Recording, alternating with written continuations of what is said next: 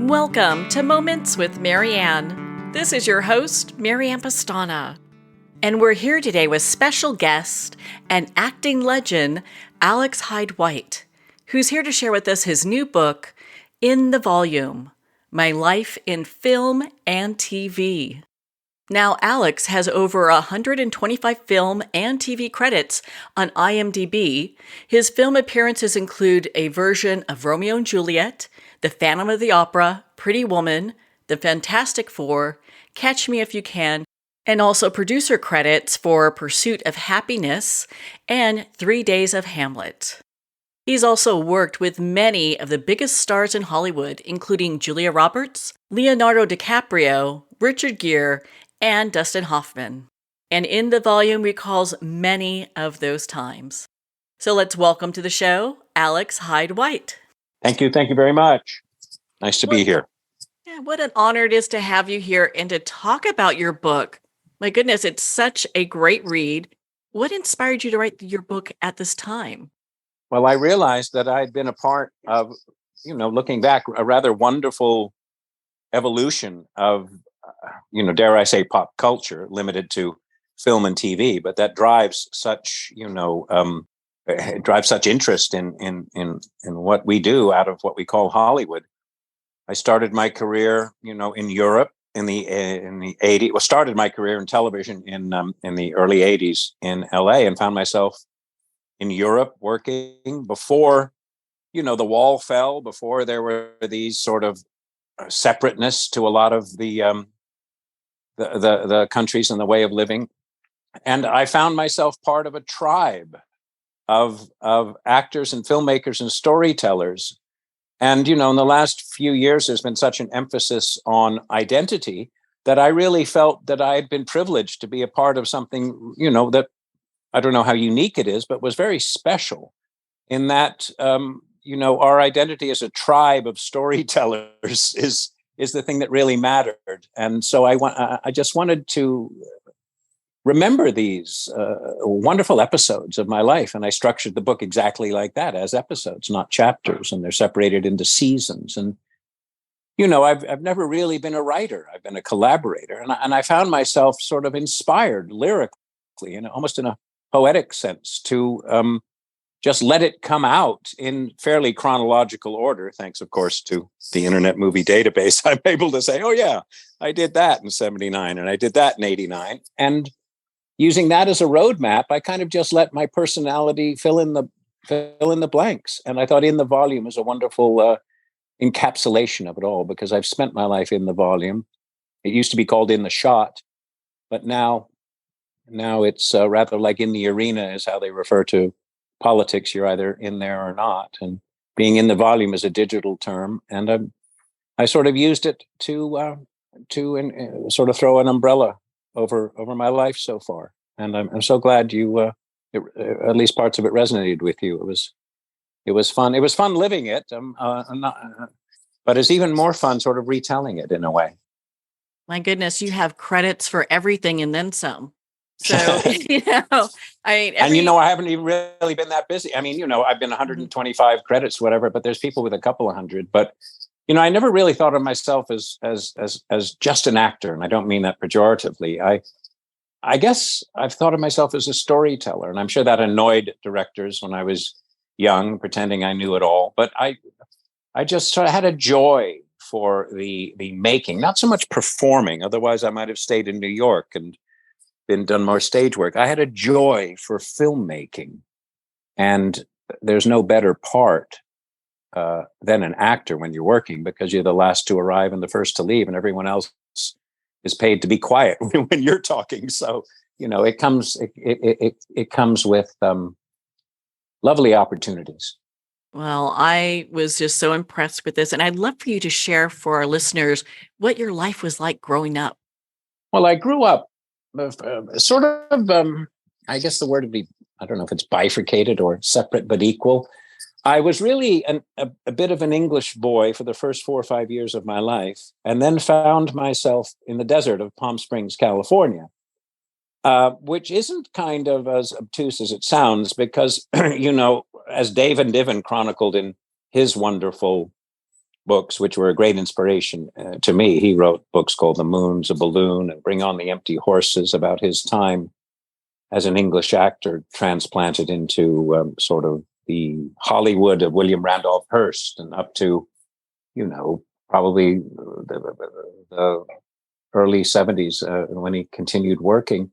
And English actors took refuge and sought comfort and sought success in various degrees in Hollywood since, the 1930s onward. So growing up in Palm Springs, as you know, it's a desert, but being half English, I guess I was a sophisticated desert rat. My dad was a very witty and sort of imperious kind of actor. He's an English actor, and imperious isn't really a word one uses to describe an actor very much. But he was good at what he did, and he never really did it any different. And it was challenging, but ultimately he was a very sympathetic fellow because he was so talented. And he gave me such an insight. Just his life gave me an insight into people who ended up, really forming me as a young fellow. People like Peter Sellers and wonderful character actors, Herbert Lom and all these people. So I felt that I grew up with an innate knowledge of something that that I needed to discover in my own way, if that makes sense. It was like you were predestined to follow the path that you're on with the background that you have. Yes, and then of course I made sure of it by dropping out after 1 year of college. So you have to strap yourself to the mast of something like that in order to kind of, when you're in the shower and you're thinking about your life and then you come to the conclusion, no, I'm not going to quit. If you have something substantial to fall back on, other than teaching or whatever, or even teaching, then it might be a little easier. But I never quit, and I was been rewarded with these peak moments, Marianne, rather like a mountain climber can regale stories about when he planted the flags at 20,000 or 30,000 feet. But along the way, he has to also, to be true and to be entertaining, has to tell you the stories of the misses and the slides down the back of the mountain and the broken legs and the years of conditioning. So that's what In the Volume is to me. It's not so much my life, it's the time from 1979 until the summer of 2022, when I found myself on Jordan Peele's set on a movie called Nope, which is nothing if it's not a throwback to the big movies that I was fortunate enough to have been around and been a part of a few of them. So, Shakespeare says the whirligig of time comes full circle. In Indiana Jones, they say, X never marks the spot. And of course it does in The Last Crusade, which was a film I was in. So anyway, it's a story about time and my sort of, my view from the inside looking at it. There's no boundary, there's no edge. And that's what filmmaking is, these movies, these images live forever, good or bad. So I felt that I had to make some sense out of it. Otherwise, I'm just an actor living a life, waiting for a job. And fortunately, I'm not known for, a horrendous breakdown or an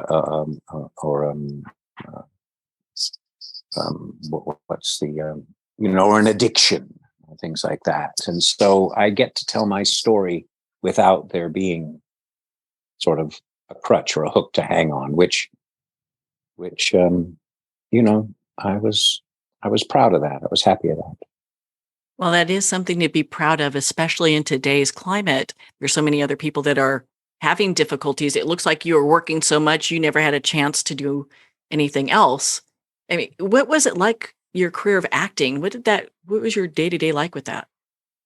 Well, it started very busy when I got lucky and got a contract at Universal, which was really a throwback to, the 50s and 60s when everybody from Burt Reynolds to Jamie Lee Curtis. Jamie Lee Curtis was a contract player with us, and been in contact to her recently. I mean, she's won one for the home team. She's now nominated for an Oscar, and she's over the moon about it. But that's when we all started in '79. We were just kids. Some of us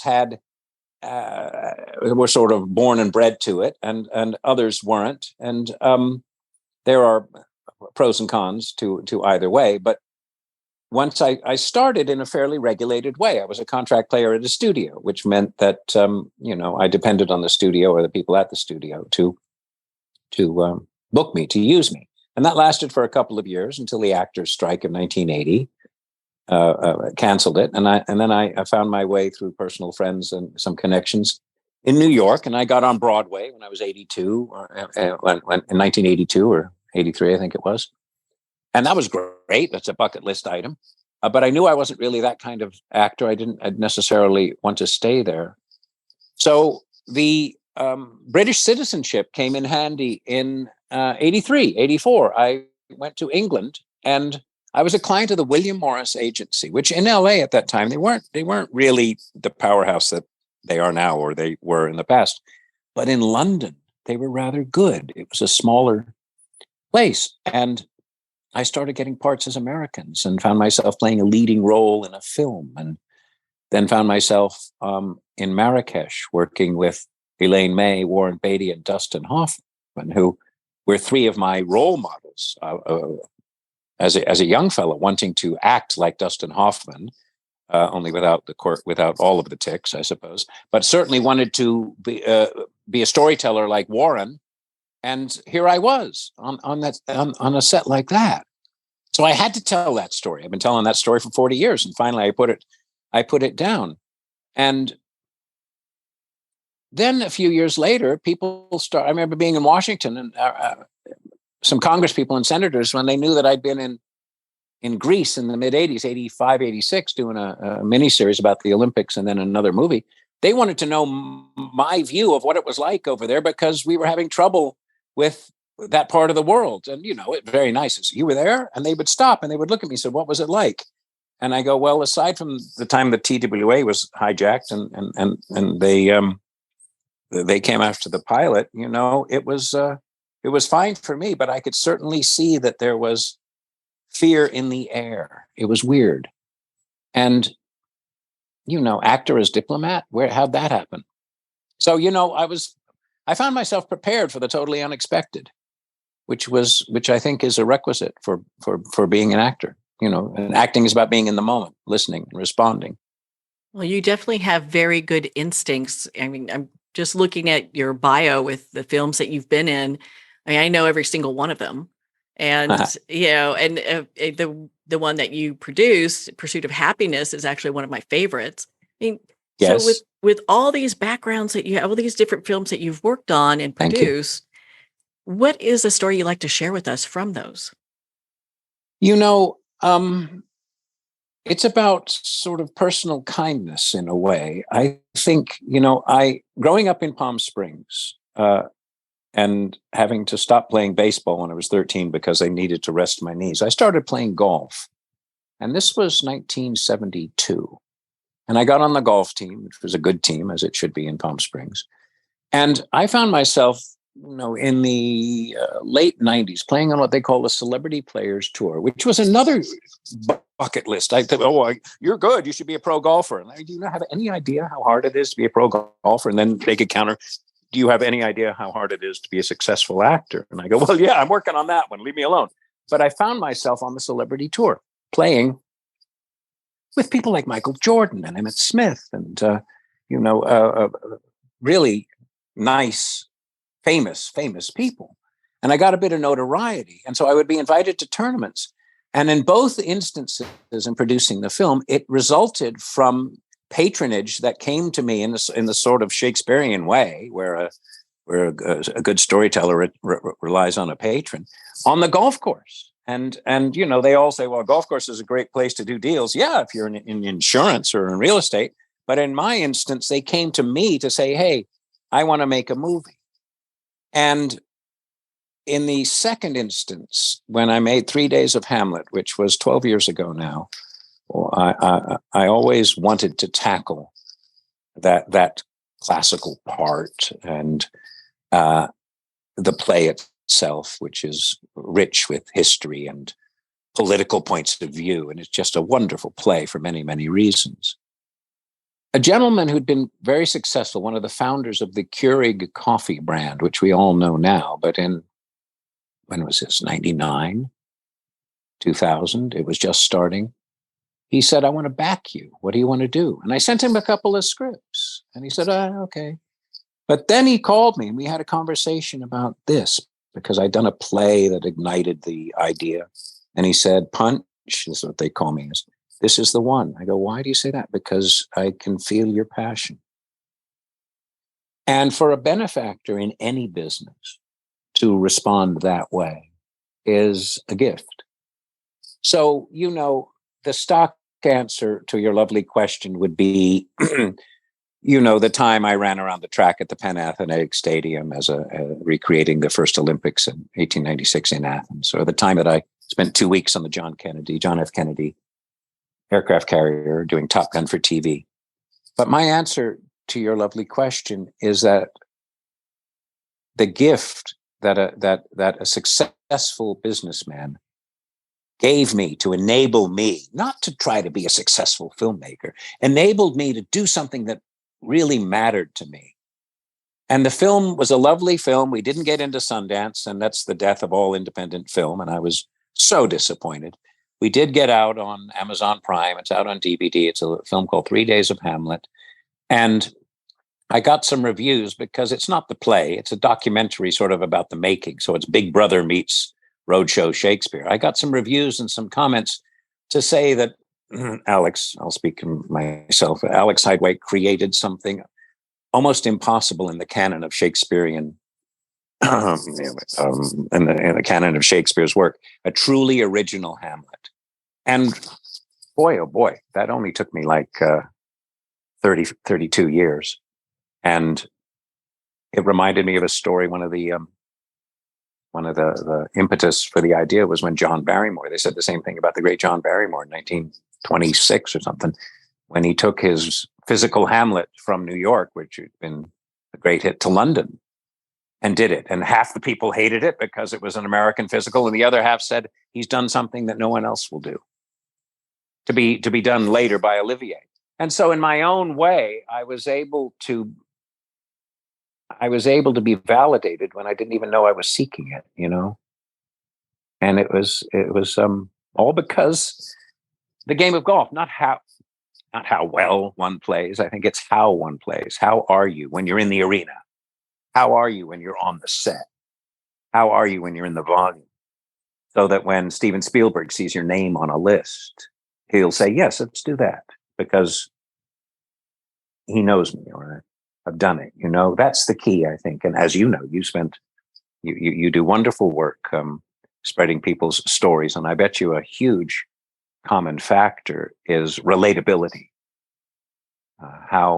What do they think of you? What do they say about you?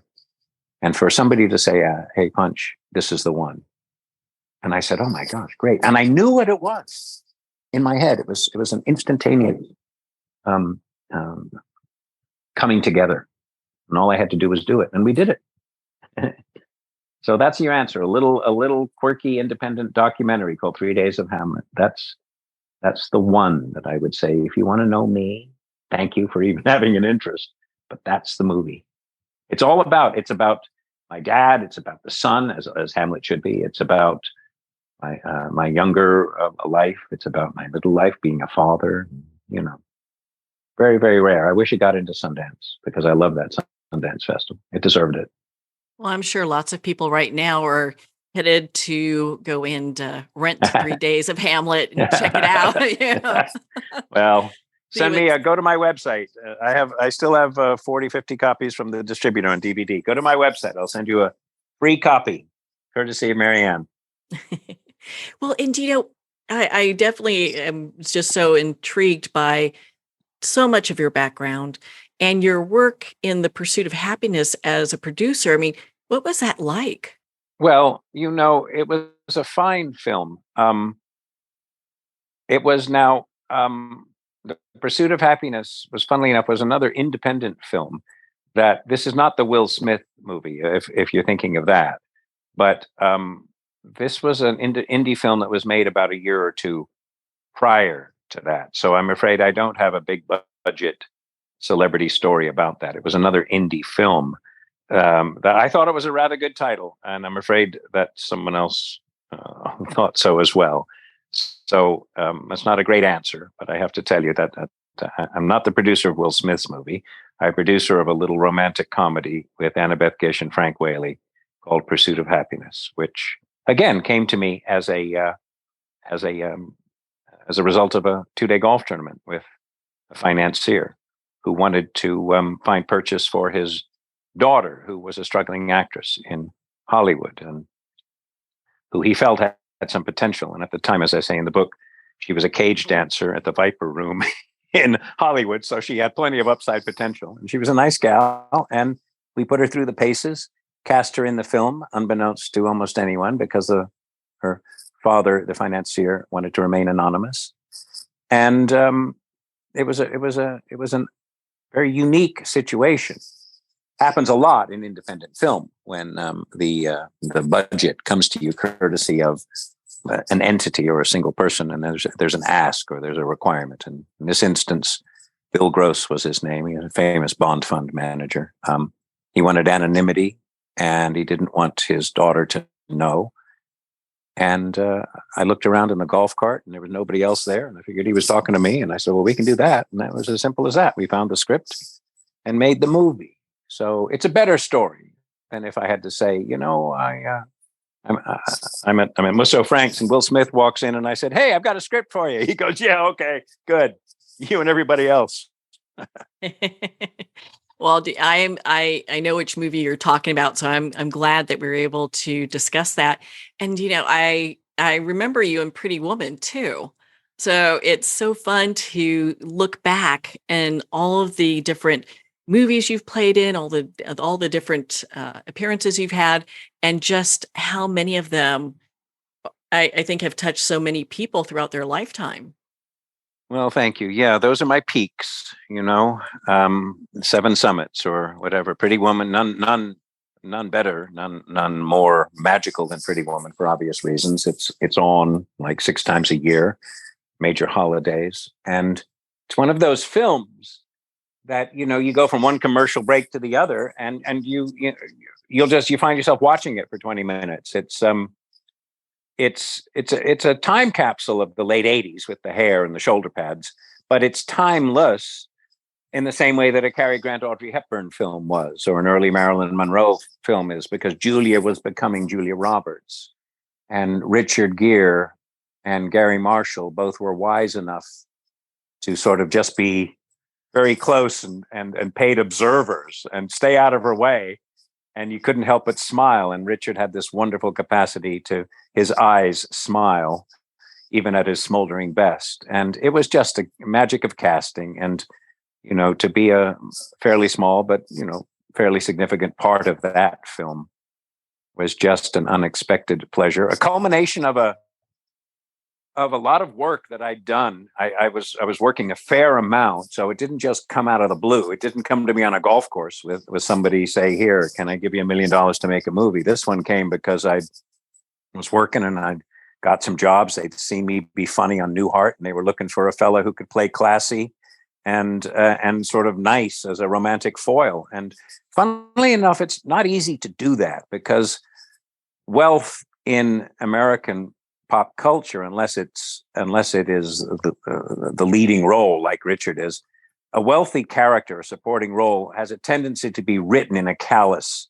way or in a obnoxious way as the foil. And I was lucky that David Morse in Pretty Woman was the rival, not the foil, not the anti-hero. So again, just really well produced film, and I think I was naturally kind of aware enough to have a feeling of what they were looking for. And subsequently it's been proven, because they had a look back on Pretty Woman 30 years ago, and one of the clips from the casting director, Dory Zuckerman, who ended up casting Pursuit of Happiness for us because she became a friend and was good to me. She said that's exactly what Gary had said. Gary said, "I need somebody who's good looking, who could be a romantic rival to Richard Gere." And they picked me. So thank you. Well, you did a fabulous job with that, and I can understand how that would be difficult. But my goodness, you really just blew that one out of the park. Ralph Bellamy's last film, and we were sitting around the table. the first sequence was the 3 days at the downtown at the old Rex restaurant, a wonderful shot from the balcony, and then of course defined by the snail gag. And Ralph Bellamy was, if you look up, he's a actor, American actor. You'll see a picture of Ralph Bellamy, him and Jimmy Cagney, and it was just, it had a foot in classic old Hollywood storytelling, because Gary was of an age and certainly of a disposition that he liked that as well. And here I was. I suppose it was written as his son, David Morse, his son, and then producer Steve and Laura said, "You know what? We're going to be his grandson because we don't want to have to deal with the age difference." I said, "That's fine." Just as a matter of fact, Ralph Bellamy's a year and a half younger than my dad. And they go, "Yeah, we know that, but we don't have to explain that either." So I was his grandson in the movie. But, sometimes growing up with an older father, they say, reaps benefits. I'll have to get back to you on being a little more specific. But, if anything, it's perspective, experience, Experience can be borrowed. It can be earned. It can be borrowed. And I think if you live in it, if you're in that arena, if you're in that world, and people like Peter Sellers and stories are being told about great English directors like Carol Reed or George Cukor, you can't help but be formed. You can't help but be to evolve or to be impressed. Or when I mean impressed, I mean something actually leaves an impression on you. What would you say is one of the most important characteristics an actor should have? Well, Michael Caine said it, honesty. And if you can fake that, you've got it made. So I think there is a certain amount of sarcasm in that statement. There's a lot of sarcasm. I think to understand how difficult it is to listen, and it's kind of like parenting. I think everybody wants to be a good parent, and I've always kind of gone with I like the use of opposites in things, and I think the answer really to your question in sort of a Chekhovian sense would be to understand the opposite of what's required. And by understanding that, you'll understand more about what's required. So if you want to be a good parent, don't be a bad parent. It's a lot easier to define what is wrong with a situation than what is right, and I think society has to go through that every few generations as well. Wartime can breed tremendous progress, but at what cost? So I think that if someone says, what are some of the most important things about an actor, I would say slow down and just recognize the moment. It's almost like nuclear physics or particle theory. The minute you identify a moment, its direction changes. So the idea is to identify carefully, identify not cautiously, but warmly, and jump on that moment, go where that moment takes you, which is listening and responding. It's honesty and faking it. It's the same thing. I mean, once you're on that journey, when you see Richard and Julia, for instance, in scenes that are obviously going moment to moment, some of them made up in the moment. When you see Dustin Hoffman act at his best, it's moment to moment. And it's so easy to get worried, to live with worry. Am I doing a good job? When one auditions, the worst thing you can say is, "Was that okay? I can do it another way." Well, no, you can't. And no, you shouldn't. I mean, what if they hire you? You better do it your way. So, I mean, if we were pressed for time, which we probably are now, thank you, I would say be genuine and authentic. And those are both very hard to define. Well, my goodness, Alex, I mean, you're such an inspiration. Where can our listeners connect with you and be part of your community and learn more about your work? Well, thank you. I have a nice website, thanks to my friend Ruth McCartney, alexhydewhite.com. And I have a hyphen in my name, so it's either there or it isn't. I have both of them. AlexHydeWhite.com. Easy to find me. I have an audiobook production company where we produce and create a lot of audiobooks, which is a great thing. So we love working with independent authors, and that's Punch Audio. And then Facebook, easy. I'm easy to find. IMDb. I answer every fan letter. Oh my goodness. That's I'll be exciting. at Pensacon. Yeah, it's fun. I'll be at Pensacon the end of February, which is a convention out here in Pensacola, Florida, where I'm living, and might be doing a few appearances, doing some book reads, maybe in New York in the spring. But thank you for your interest, and by extension to your listeners, please feel free to reach out. I'm easy to find.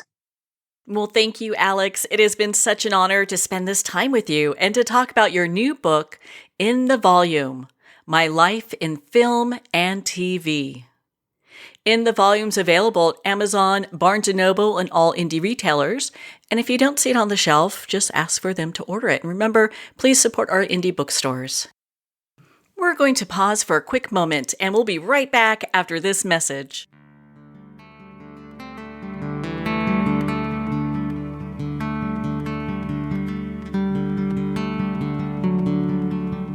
I'd like to thank Jason Eastwood at Guitarfulness for sharing his inspiring music and talent with us. His music is known worldwide for cultivating atmospheres of harmony, inner peace, and clarity. Visit Jason's website at guitarfulness.com. Join his newsletter, be part of his community, and download his music.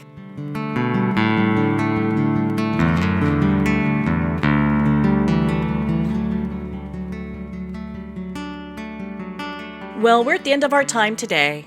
I'd like to thank everyone for tuning in. You've been listening to Moments with Marianne, where we make every moment count.